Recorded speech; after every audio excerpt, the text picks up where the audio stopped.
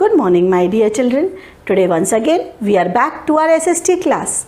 I had earlier told you all that in our next class we will be doing the second chapter of geography, that is maps.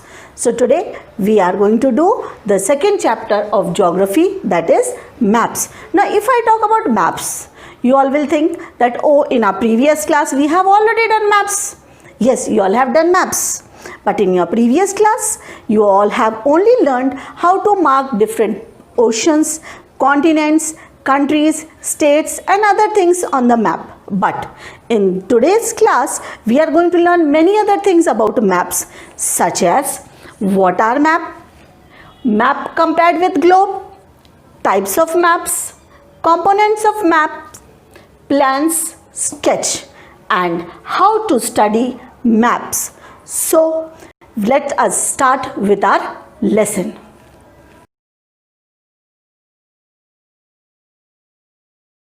A map is a representation of the Earth's surface or a part of it on a flat surface. Now, if I talk about representation of the Earth's surface, so globe is also a representation of the Earth's surface. Yes, very true. But it is a three-dimensional figure, whereas map is on a flat surface. Now, next topic, a map compared with a globe. A map has some advantages and disadvantages as compared to a globe. Maps cannot be as accurate as globes. Globe is a small model of the Earth. A globe is round in shape, so it is quite easy to show the shape and sizes of the continents and oceans on the globe. But these things cannot be shown accurately on a map because it is drawn on a flat surface. But maps have special advantages of their own. They can be carried and handled easily. They can be collected together in a book form called atlas. Features as landforms, roads, railways, towns and villages, etc. can be shown better on maps as compared to a globe. Man tried to draw them many centuries before. The earliest map known to us was made in about 2300 BC. It was drawn on a clay tablet. The science of map making is known as cartography. Today maps are drawn on computers. These maps are very accurate and a very improved version. Now, Ptolemy, an Egyptian geographer, contributed a lot in making map. He was perhaps the first to show the north line. You know what is a north line on a map? At the top of a map, there is an arrow which is pointing towards up. That line is known as north line. Now let us study about different types of maps. Maps are of different types. Maps may be drawn to show different states and countries of the world with their boundaries.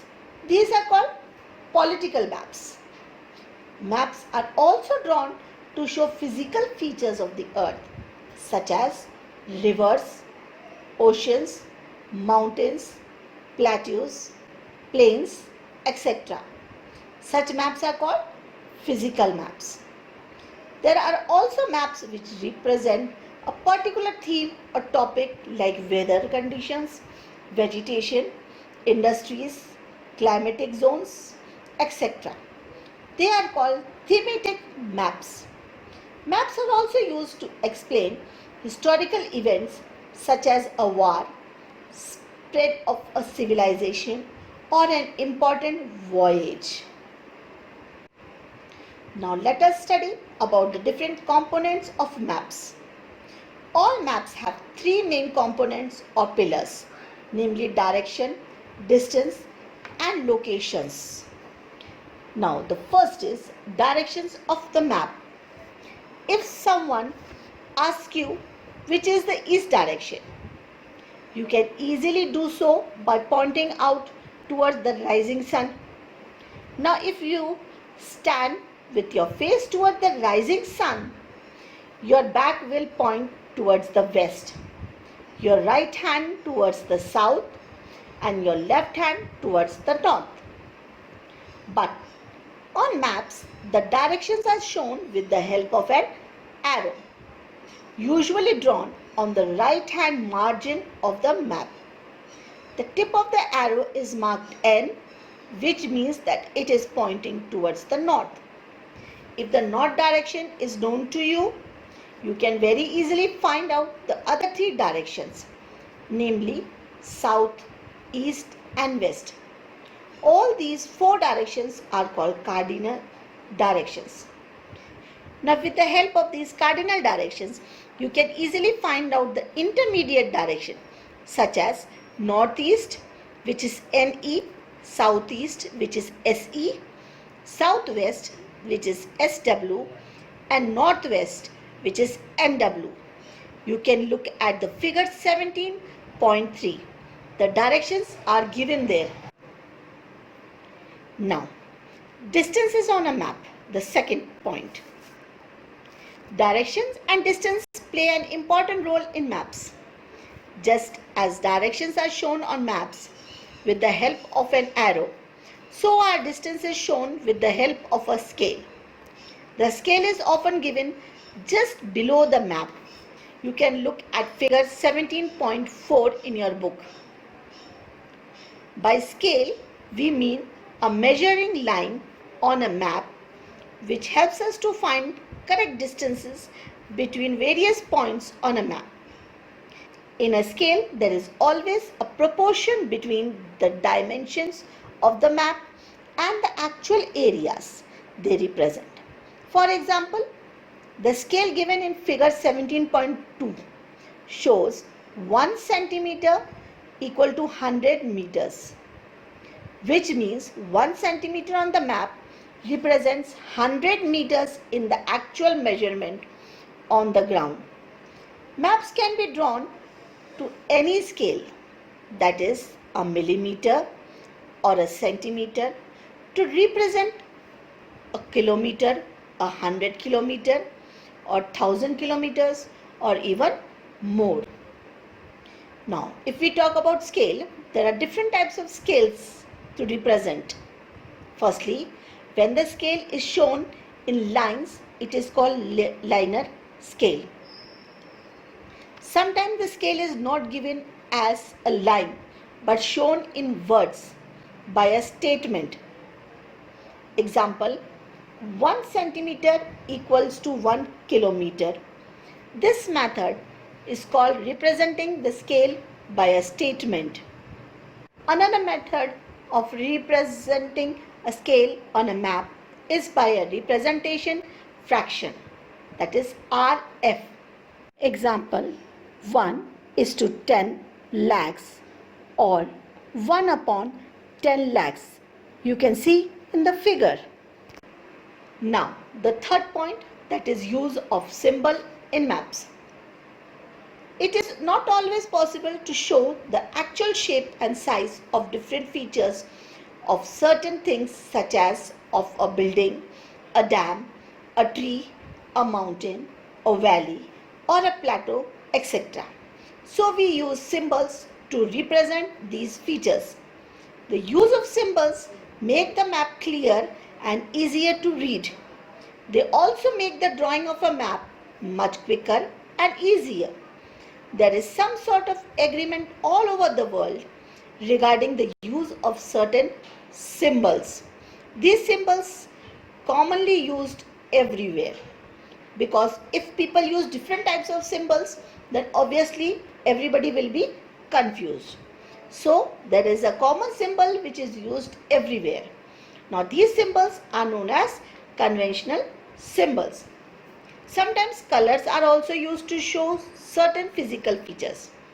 For example, ocean and water bodies are shown in blue color, plains in green color, uplands in yellow, and mountains in brown color, while snow on hills in white. Now can you see some conventional symbols on page 113? You need to learn all these conventional symbols. Now, the next topic, let us learn about plans. Sometimes when we are required to show a small place in great details, we draw a plan. A plan is an outline drawing of a building or a room or a small area such as a shopping or a housing complex or simply a classroom. In figure 17.6, you will see the arrangements of desks, the teacher's table as well as the doors, windows, the cupboard and the blackboard. The scale used is 1 centimeter equal to 1 meter. In this way, you can also draw a plan of your own classroom or any other room of your school or your home. Now sketches. If we have only to convey a rough idea of a place or position of an area or a building, we may draw a quick sketch without using a scale. A sketch leaves much to one's imagination as it does not convey the correct proportions between different features. Now look at figure 17.7. It shows the locations of Mohan's house. Now Mohan wants to invite his friend Shyam on his birthday. So what he will do? He will give a rough location of his house. See, Mohan had tried to tell the location of his house through verbal instruction. He said, after you come out of the school gate, take a turn to the right and you will reach the main road. Then take a turn to the left and walk some distances and you will reach a temple. Walk past the temple and soon you will see a row of flats. There is a road crossing from there. You take a turn to the left and walk a few steps till you reach the market. My house is just at the other end of the market. Now this is how Mohan drew a rough sketch to invite his friend to his house. Same way we also often do.